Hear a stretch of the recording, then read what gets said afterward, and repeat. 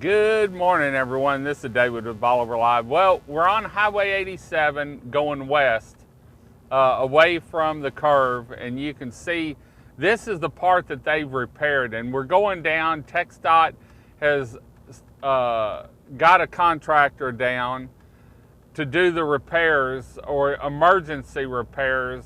Hopefully it's not a band-aid on where the surf's come up and is undermining 87, which is our route off Bolivar Peninsula, and many people, it's the school bus route for High Island. It's emergency personnel to get to High Island or down to Bolivar Peninsula.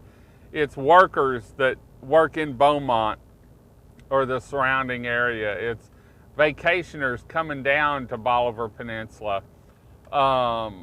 And so we're going to take a pass by, and they've got traffic stopped, and so we may end up get caught and not go straight through it. And so if you're coming down, make sure you pay attention, because they are stopping traffic from 7 a.m. to I think 6 or 7 p.m.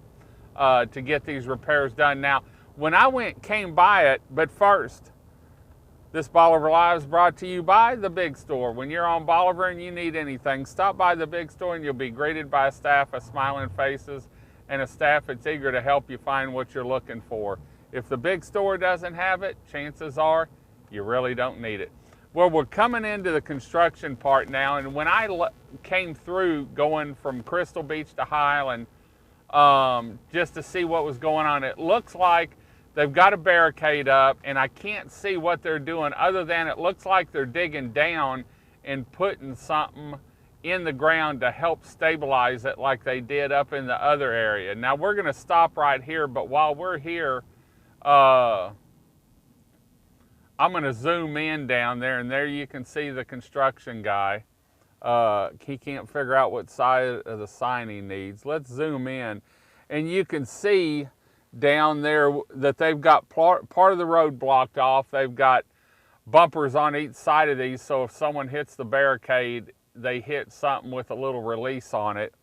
But you can see they're working down there, and that's what I don't know what they're doing, other than I can see a backhoe down there. They're digging out, and I don't know if they're putting this milled asphalt down in there or what they're doing. But I can tell you, I'm going to come back after hours and see exactly what they're doing. We'll get Coastal One out and fly it or walk it to see, because right here where we're sitting, and I don't know if you can see it, they've actually, let me zoom back out a little bit. They've actually, all the mill product, which I think it's asphalt, is washed away. Just about all of it has. And so we know that's not going to work.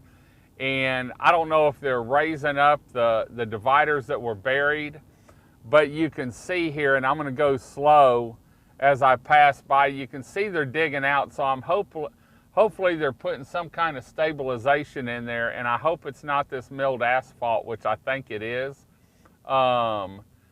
It'll give the roadbed some construction, because if they don't do something and we get a storm through here, we're going to lose part of Highway 87, and that's been the big thing. They say they're waiting on an environmental study. How can you wait on an environmental study to fix it the right way when you're putting milled asphalt down in the ground? I just hadn't figured that one out yet. Because if they don't, and we get a early storm, we're going to see part of the road washed out. Then they're going to have to spend some big money. Why not just fix it right the first time?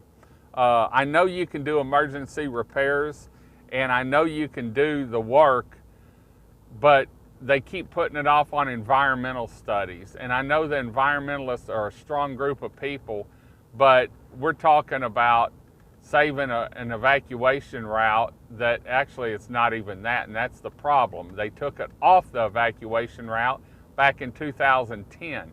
It needs to be put back on the evacuation route, so the road has to be passable for so long before a storm. The raising of 87 did work. It has helped because I can tell you we're about 4 feet higher in some areas than we were.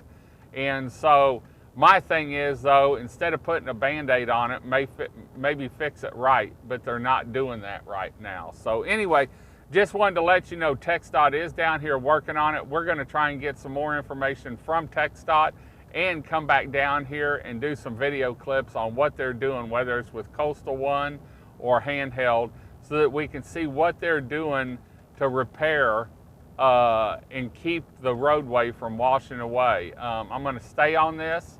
I'm going to harp on this until we get it fixed so we don't have to worry.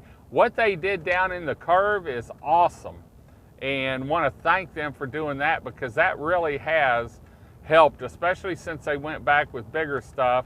At least we have a way of protecting the road and keeping it so that we can get off the peninsula if we need to in a storm situation or a lot of rain. So anyway, we're going to keep you updated. Want to thank the big store for sponsoring this Bolivar Live. In fact, get ready. We've got an announcement for them Monday morning. It's a big celebration. We're going to head on out. Let us know what you're doing today. You enjoying this pretty weather? You can see it's awesome down here. We're fixing to head into the office, get some work done, and then we'll be on the beach a little bit later on this morning or early afternoon and let you know just how awesome it looks. Let us know where you're listening from. When you're coming down, say hi, say bye, give us a thumbs up, maybe one of those little orange emoji smiley faces. And until next time, I'm David with Bolivar Live from Bolivar Peninsula. God bless and bye-bye.